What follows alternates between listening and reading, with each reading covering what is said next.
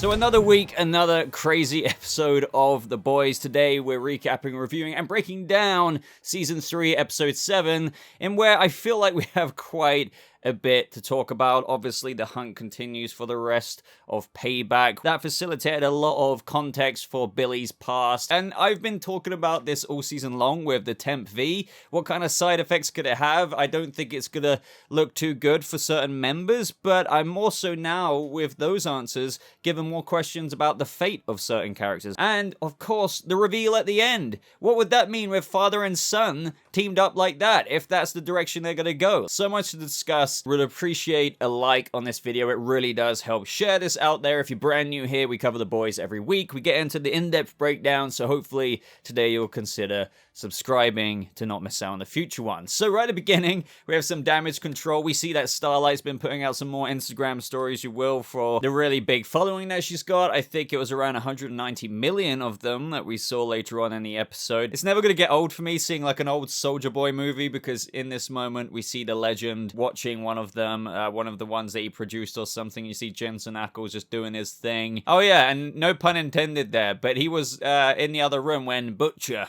arrived, saying, oh god, he's not still at it, is he? And he most certainly was doing his thing. We see the preference that Soulja Boy has. The showrunner tried to get Jensen Ackles to do something that he was very uncomfortable with. He was like, I have a family, I have kids and stuff. So whatever Eric Kripke really wanted him to do, just really, he was like, I can't do that. And he managed to talk it down to something. Now, I thought that would have been last episode, considering the house party, you could say, that happened. But no, I think it could have been this moment. I reckon the showrunner probably wanted him to perform more than what he was, if you know what I mean, but he talked it down to this moment. Again, I could be wrong with that, but unless we're going to get some even crazier scenes that would make Jensen Ackles feel uncomfortable, I don't know what else it could be other than this. We also learned from the legend that Soulja Boy is, you know, as tough as he is kind of full of shit in terms of he didn't storm Normandy, like, or it was like 2 weeks after D-Day, just for the photo ops and everything like that, so he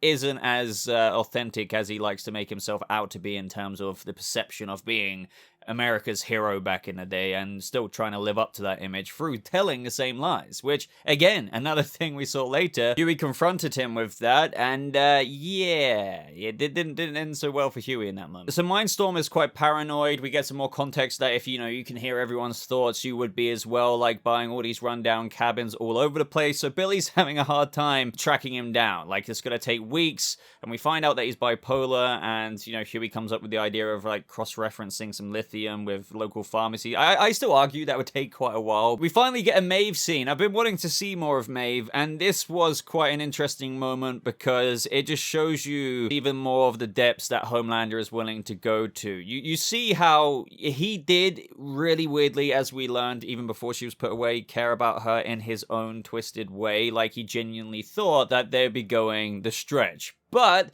this is when it was revealed that he still plans on having kids with her. And he says, no, I wouldn't force myself on you, but I am going to harvest your eggs. But I love how Maeve rubs it in terms of damaging his ego, saying this is still like the top 3 best day of my life or whatever, in terms of this is the day that I saw you scared. She took the piss out of him for wearing concealer because he's got a bruise. So yeah, I think one of my most anticipated things for the final episode is to see what happens with Maeve, and if she does anything near to the lengths of what happens in the comic books. This is where we have Kimiko and Frenchie go to MM's, and he's with Starlight. Along that storyline this episode, Frenchie discovers that it wasn't actually Halothane that took out Soulja Boy, it was Vapor, Novichok, I believe it was called, a Russian nerve agent, which, you know, shuts down your nervous system. You have to think that this story they're cooking, especially with Frenchie saying when he first got in the door that Butcher is everyone's problem now, he's here to help, with how MM feels after being knocked out by Butcher. Like, this is causing like a whole other drama within the larger drama of just trying to take out Homelander,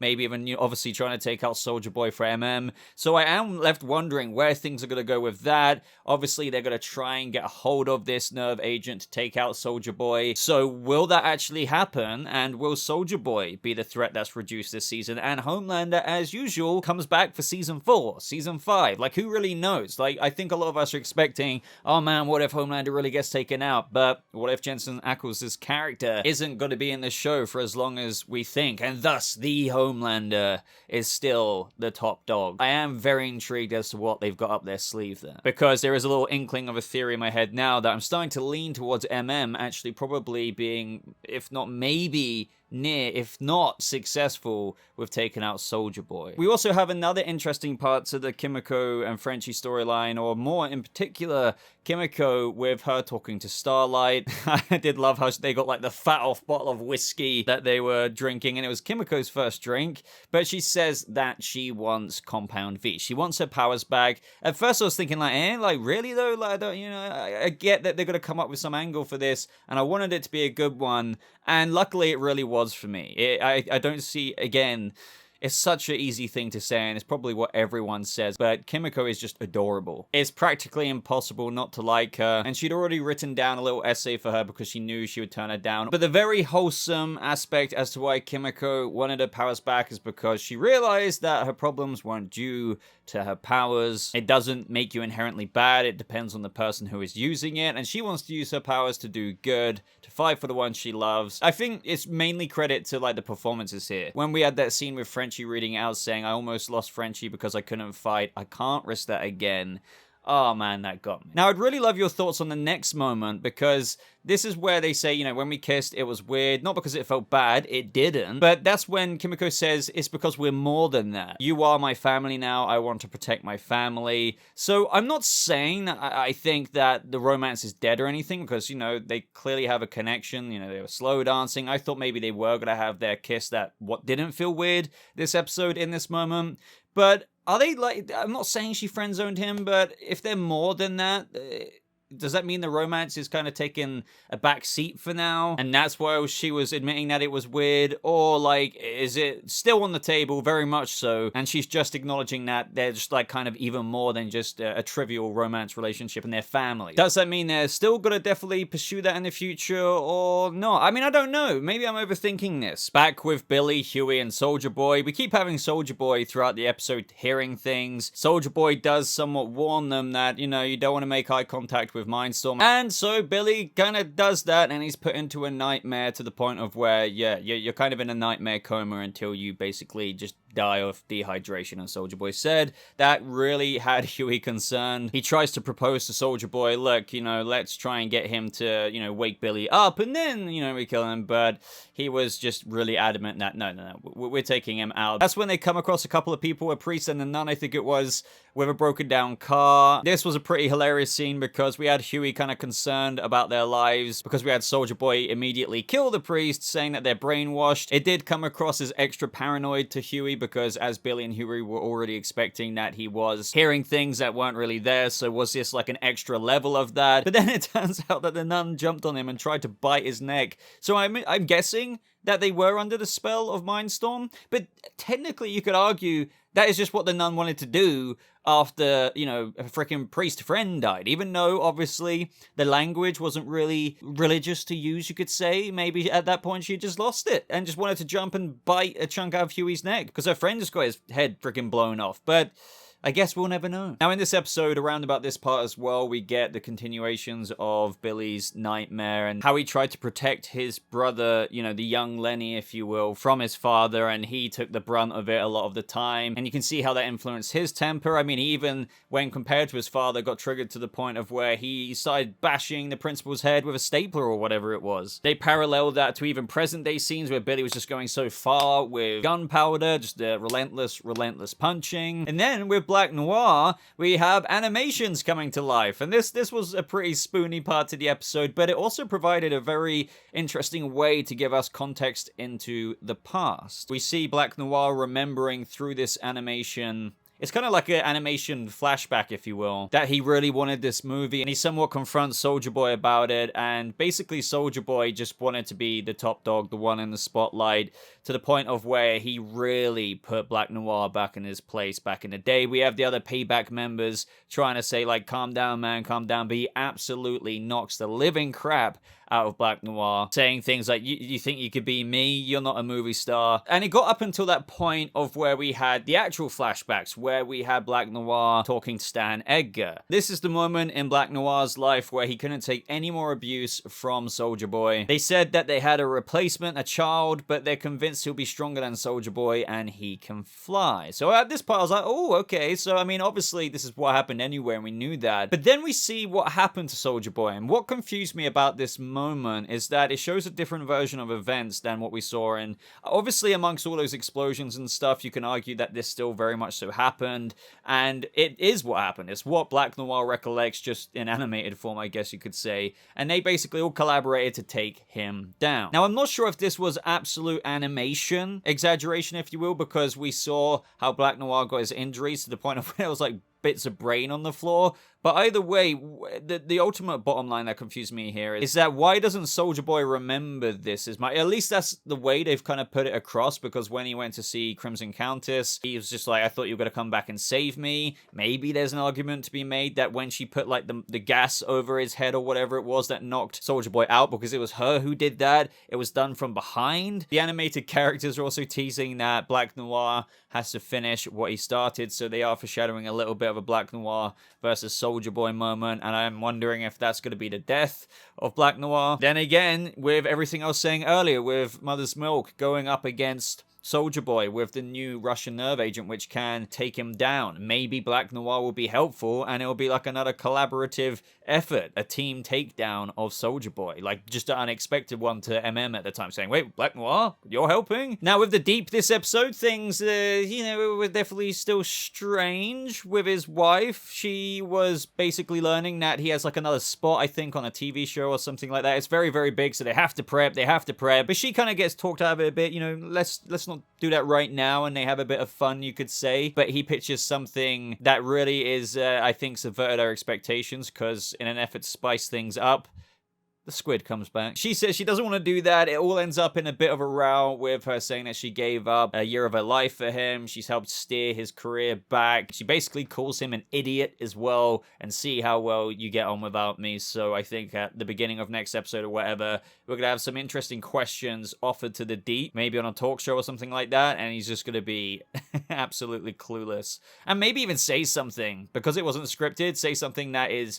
perceived by the public to be just as bad as we know the Deep really is. The downward spiral of Homeland still continues through us seeing those facial expressions he's making when he's listening to the continued version of what we saw at the beginning. We then see it cut to like him making a speech to a bunch of people. Instead of talking about the next president, you could say he kind of just rambled and ranted about Starlight, really trying to take the heat off of him. We saw freaking Todd in the audience eating this up as well, and that obviously came back to bite him in the ass later on. After this, he decides to go milk a cow. I think we were all waiting for this scene this season when it came to the trailer, but that's when Newman caught him drinking the milk, and he just said, oh, no, yeah, she was in pain. I was helping her. The bottom line of this conversation is that she said, you help me out with one small favor and I help you. Now, this is really intriguing me, because she showed him a note, and on the note, he replied to that saying, where did you get this? Now, what are the odds that it ends up being Ryan's location, considering we have Newman in Congress and with God knows what connections? Maybe she learned the location of that. I don't know what will be the end of that story. Like, is Homelander really going to go? They've been like, Ryan, come with me. So we're going to have to wait and see ultimately what happens there. That's if on the piece of paper it is Ryan's location, but I don't know what else it could be. Now, A-Train is all good. I was thinking at the end of last episode, it's like, that can't be the end of A-Train. I mean,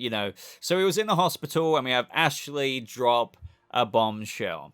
Something that I didn't expect, by the way. Obviously, A-Train didn't, but not only is he going to be able to be A-Train again, but the reason for that is because he's got Blue Hawk's heart. As Ashley said, Blue Hawk lives on. And I was like, my God. And that must disgust him. But I think A-Train, to him, I think after hearing all of this and digesting it, it's a gift from God. Like, he gets to be the A-Train again. He gets to be a speedster. And now, just when I thought that maybe A-Train could be used on the inside to somehow hurt Homelander, if he's got his powers back, is he just going to divert straight back to being a 7 shill, if you know what I mean? But maybe not, considering what happened to his brother. Maybe the unexpected will happen again, just like this moment, and he might use those powers for good. I somehow doubt it. I'd love to know your theories. This is when we have Starlight breaking into the tower, and I have to admit, I was kind of worried. I was like, oh god, like, for the writing, I was like, yeah, I know she's like disabling the cameras with her eyes, her powers and stuff, but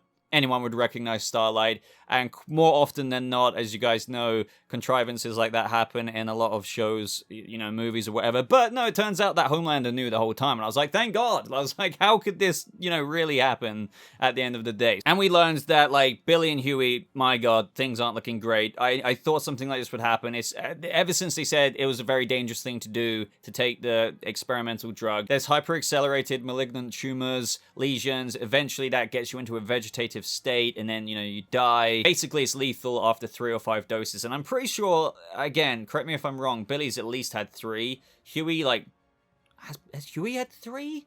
Obviously, it's 3 to 5 doses as lethal. But one thing I'm kind of thinking here is, you know, that kind of damage in your head. I don't know how for Huey, like, even at this point, it isn't already too late, because I know it might not be lethal, but at this point, he would at least have cancer. He would have some kind of lesion on his brain. Maybe this is too nitpicky for some, but, you know, let's just say on a predictable basis, maybe Butcher's going to be screwed. Who knows? And he's not going to let Huey take anymore or whatever. And Huey will somehow get out of it. He's going to be in the future seasons. I could be wrong. Like, who knows what kind of Game of Thrones things they might pull off this season. But what I am saying, if they're going to be okay, or if one of them's going to be okay, it's just a bit of a hard sell. I feel like the only thing that could heal these lesions or something like that is to take Compound V itself, and thus, like what we saw with Kimiko, her wounds heal, and all of the adverse effects from the Temp V that have happened with Butcher and Huey are thus reversed, or at least maybe for one of them if Starlight wanted to save Huey from, you know, a sure death from that of the side effects of Temp V. So bottom line, all I'm saying here is that I assume one of them's going to get out of it okay.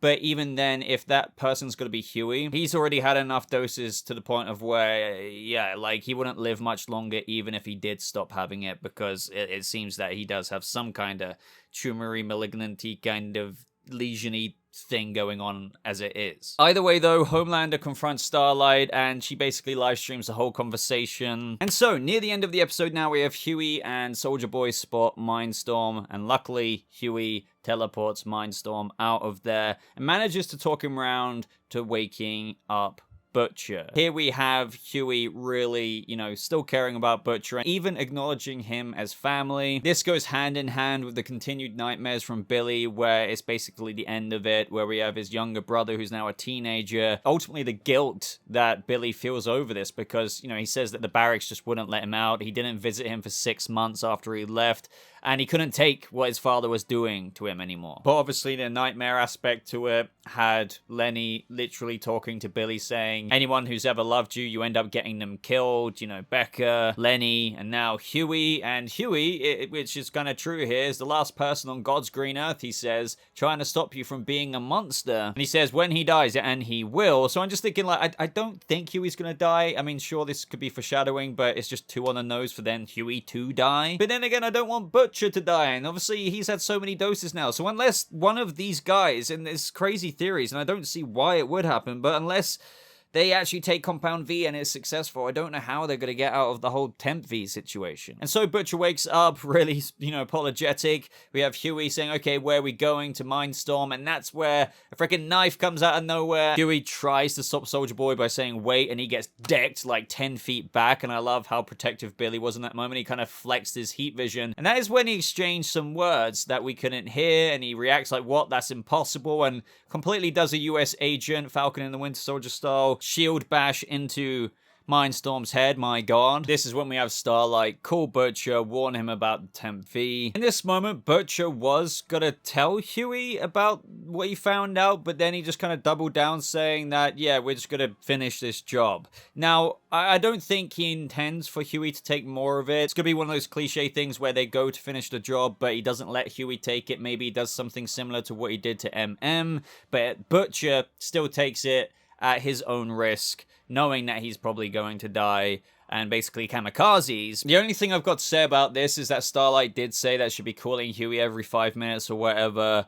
And now Huey's back with the fish and chips, you could say. You know, I assume he's going to be on his phone sooner or later. So I feel like it's kind of hard to believe that he's not going to be in contact with Starlight. I know she said that she's got to go and save him or whatever now, but pretty sure, like, sooner or later, even before when Starlight gets to him, she's going to call him, or, like, would realistically call him and be like, hey, did Butcher tell you? And then with the ending of this episode, obviously, we learn through Soulja Boy calling Homelander that the situation's changed. So it's going to be interesting to see. I'm guessing Soulja Boy will do, like, a complete switch at a certain point. Maybe they're even going to get to the point of Soulja Boy, Billy, Huey meeting up with Homelander, and instead Soulja Boy turns around and says, no, I'm with my son. Or, I mean, obviously that's terrible, but you know what I mean, something like that. So that he actually delivers Butcher and Huey to Homelander, which is probably something Homelander wants nothing more after getting his ass whooped at the end of last episode. So the thing is, I think with Soulja Boy, he's willing to have this almost parental relationship maybe because, as he said himself, if I'd have known that, the funny thing is, I'd have let you take in the spotlight. What father wouldn't want that for his son?